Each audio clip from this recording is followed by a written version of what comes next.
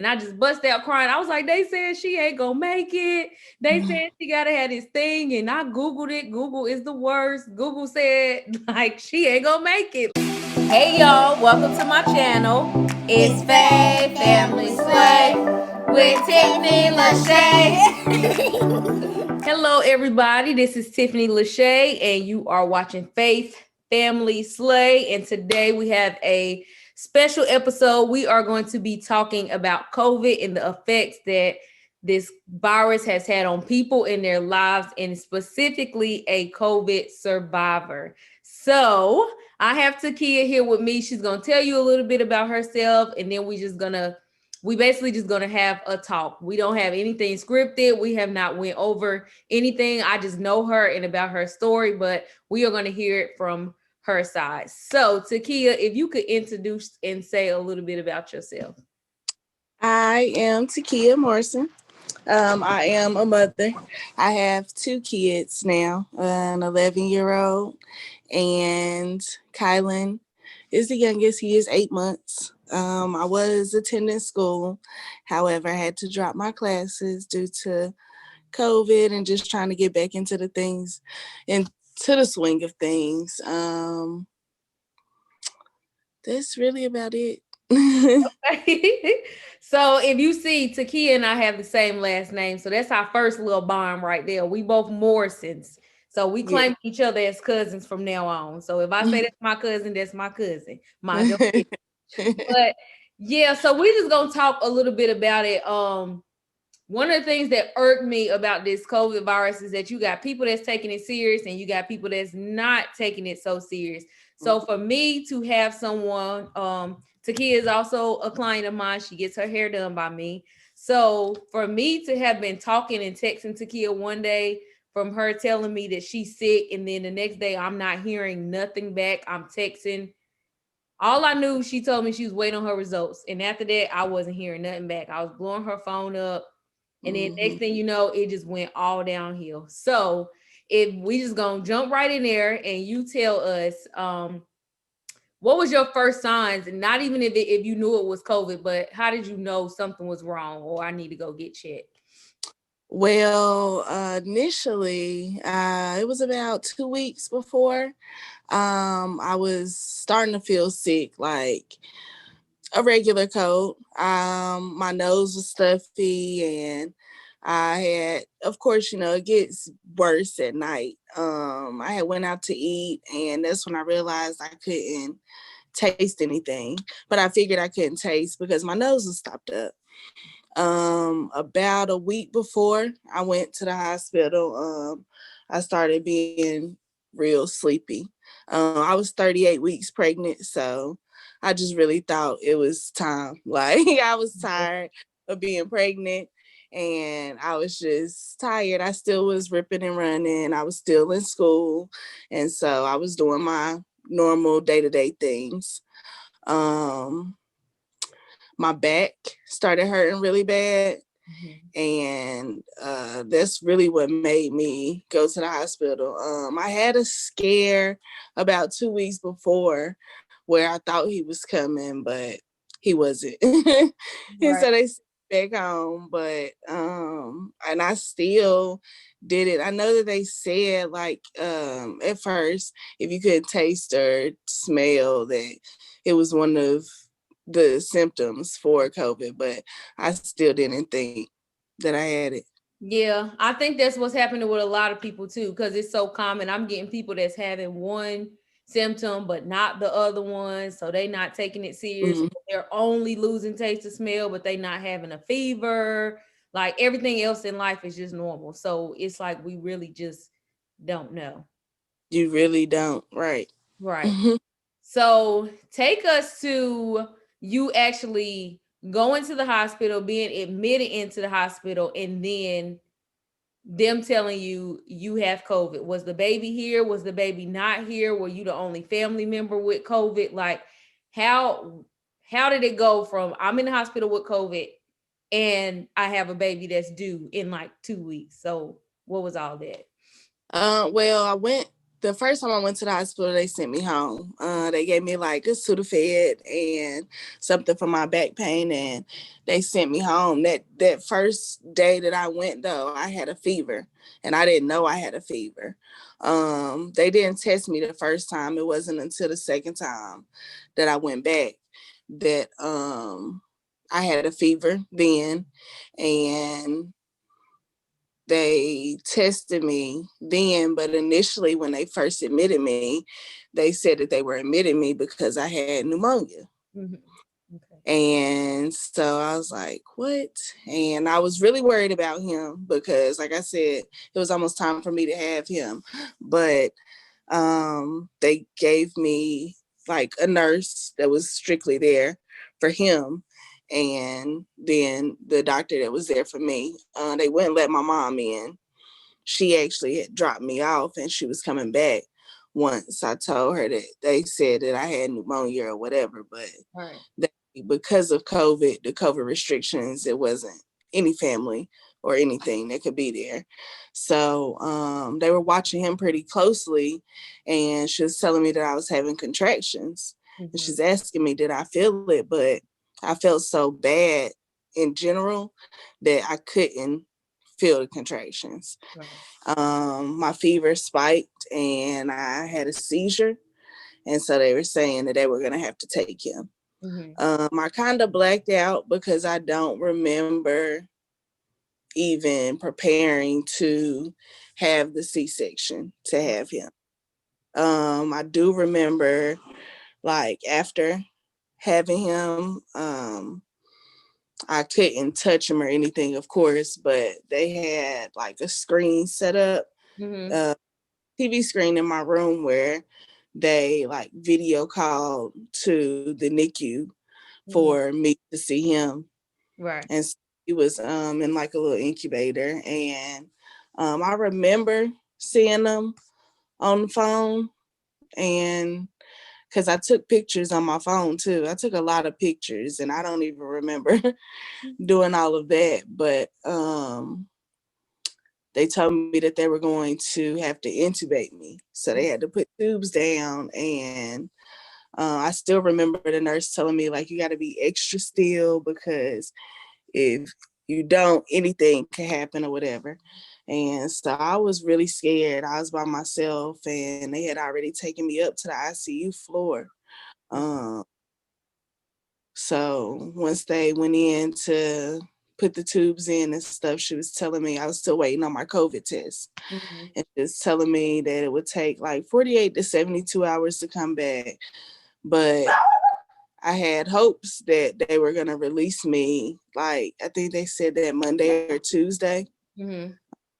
But I was still waiting on the COVID. And to be honest, I don't remember them telling me I had it.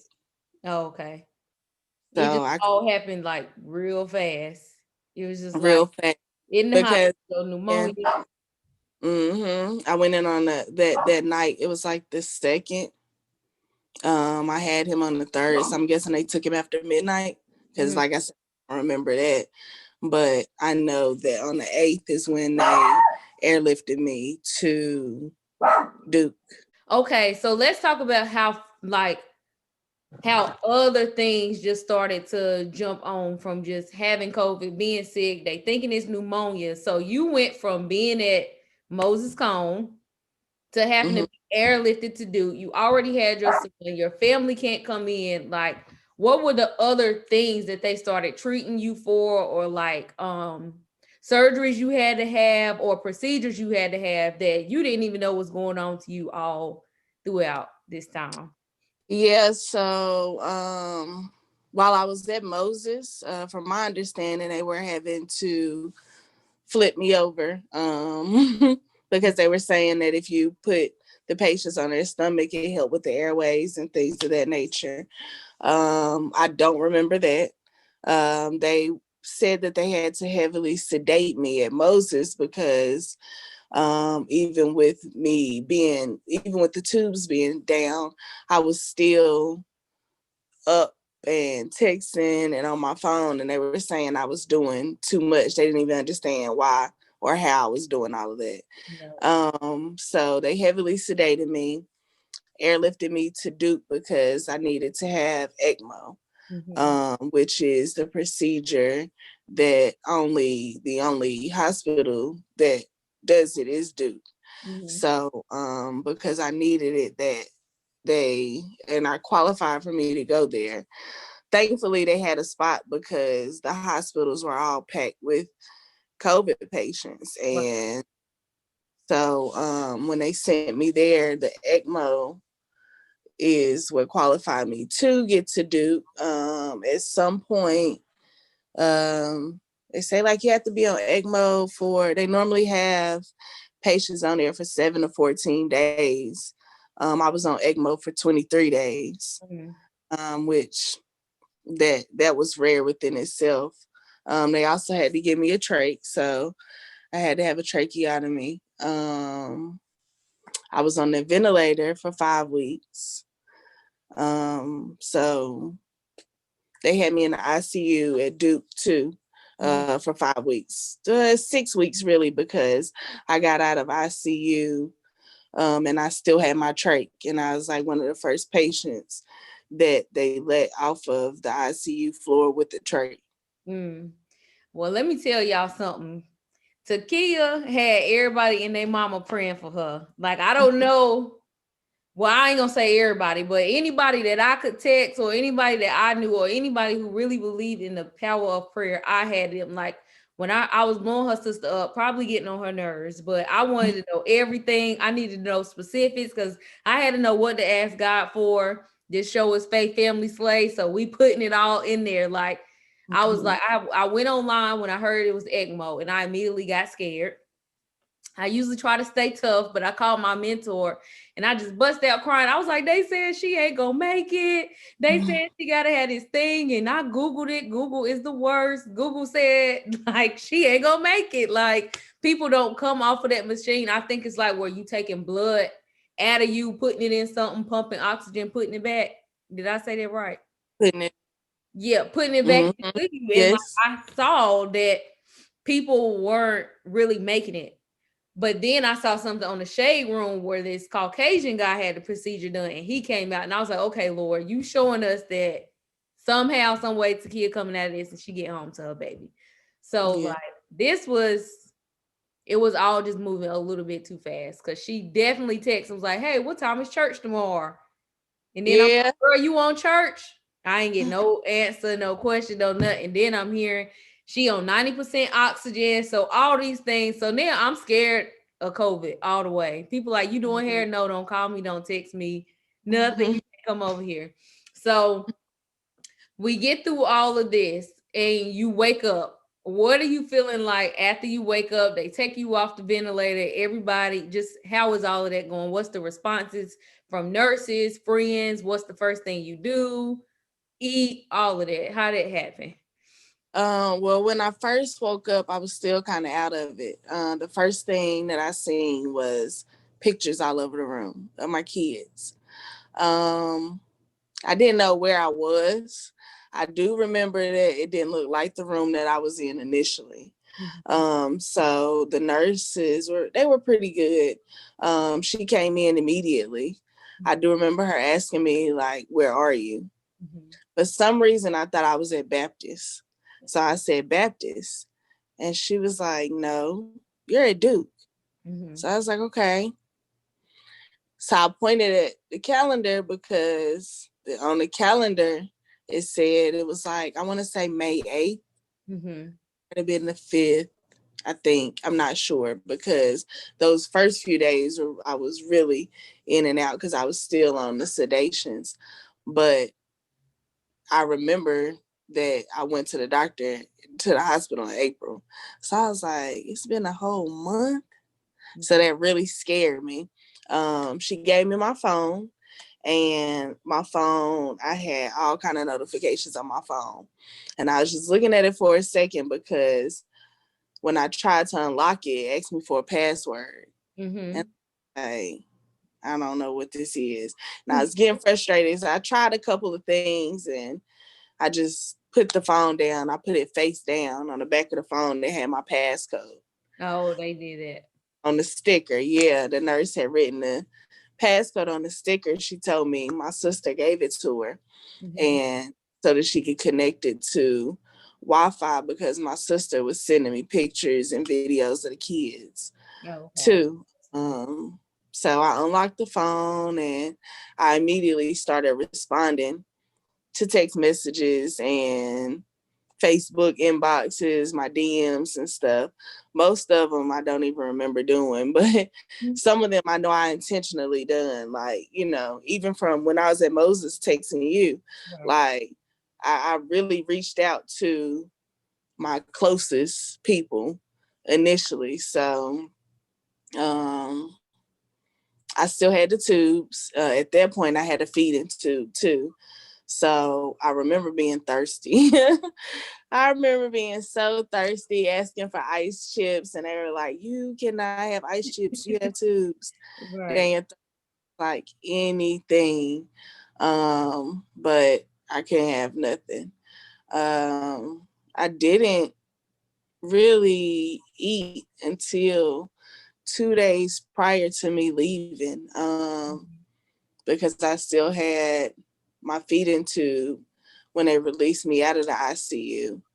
And in order for me to eat, I had to take this swallowing test where they put like a camera. It's like on a little tube too, but they had to put it down my other nostril to watch me swallow and things of that nature to see if I would even be able to eat. Mm-hmm. Um, that actually went well. It was kind of weird. They gave me some of the nastiest stuff first. Like, I Of think I had some plain applesauce and um, maybe orange. No, I know they gave me milk, and I think it was orange juice too because I hate orange juice. And I was just like, all this stuff is nasty, but it was so good because I hadn't had anything too. So it was weird. I was taking therapy too, twice a week because they were trying to get me to.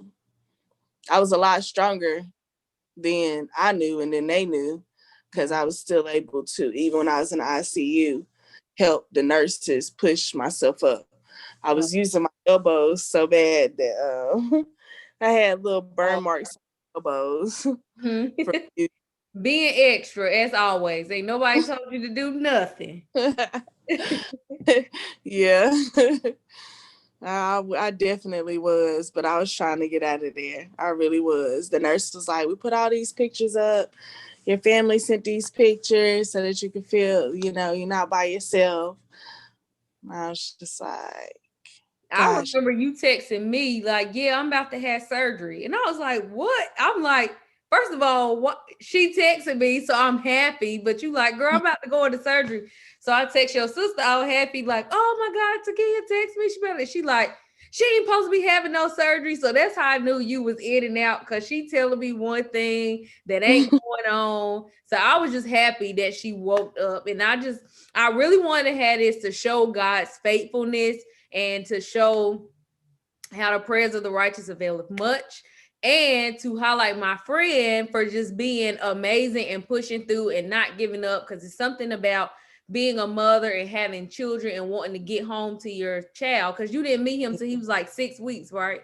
Yep, 7 weeks. Yeah, he was 7 weeks old. Like, come on there, any mother is gonna try to get up out of there. So yeah, I just wanted to put this on my channel to talk about the effects, to let people know that this is absolutely not a game at all. Like, for some, Not. yes, it is, Mal, but for others, it's to the extreme, and you don't know where you fall. There have been completely healthy people pass away from COVID. As Mm-hmm. much as I love the Lord and know that I am saved by the blood, there are saints that have passed away from COVID. There are preachers that have passed away from COVID. So we definitely want to be responsible. We definitely want to stay safe. Only go out if you have to. Wear your mask, wash your hands, stay away from people and Yes. crowds as much as you possibly can. So, um, there are some articles that we are going to post after this so that you can see like Takia coming out of the hospital, meeting her Mhm. son, and all those other things. I think he's asleep right now. He was trying to take us down. He He he, was. he wanted us to do this video at first, we see her happy and smiling now, but she had to go through a journey. There was rehab. They had to go through this, all of that. I remember she was like, I think I want some meatloaf. They're gonna let me have some meatloaf. So Oh she yeah, the eats some first time meatloaf. I ordered meatloaf the first time. Yes, I hate It, meatloaf. Ew, nasty. it I think tasted anyway. it was nasty. Yeah, because I guess I still had that medicine taste. Yeah. I still had, wow, when I came home for like the first week, I was like, I'm never gonna be able to taste nothing again. Oh, it's back now. Yes, it Everybody was is. ready to spoil her. She got her hair done. People was like, I'm gonna get you right, girl. So we took Yes. care of her after that. And it was something else I wanted to say. I done forgot. Well, I just want to say that I am proud of you. I am happy. I am glad that God Yeah. saw fit to have you here with us. Just know that we continuing to pray for you, and that if God saved you, don't ever stop telling this testimony. I don't care if people say COVID was 15 years ago. Okay, well, God spared my life. So don't Yes, ever ma'am. stop telling. So, are there any side effects that you still deal with? Like, are there aches still after? Like, is it anything like that that you deal with? Sometimes like my scars hurt. I have these scars on my neck. I have a scar like in the fold of my leg Mhm. from where they had to put the port for the ECMO. I get out of breath Mhm. quickly. So if I take a flight of stairs, just a couple of stairs, especially going uphill, it kind of messes with me. So I have to take a break. I still wear my mask though, especially in large crowds, especially, I mean, even around family, Mhm. like Thanksgiving, things of that nature. Like I still been wearing my mask, but I had to have surgeries on my carpal tunnel.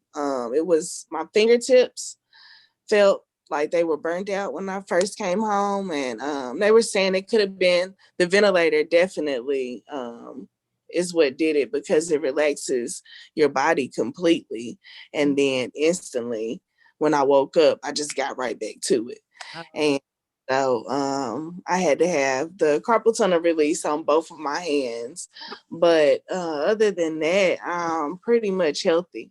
My pulmonary doctors follow me for up to a year after, and then I'll go see them ever so often after that. But my big doctor's appointment is at the end of January, where I have to take the walk and do another breathing test and things of that nature for them to check my lungs. I have another CAT scan, and X-rays, some other stuff I have to do so they can make sure I don't have any permanent scarring on my lungs from it. okay. Well, girl, we still praying. So yes, we are excited for you to be home with your children and your son. And we Thank thank you for coming on here today and sharing your story. I wanted to make this fun purposely because Takia was scared that she was gonna bust out crying and be all you. emotional, but we ain't even want that to go down today. Like we can't, we already know that's what it was. You So did it. we just Yeah. wanted to be informative and let y'all know kind of how the steps went and how life is afterwards. So we thank y'all for tuning in to Faith Family Slate, and we will see y'all on the next one.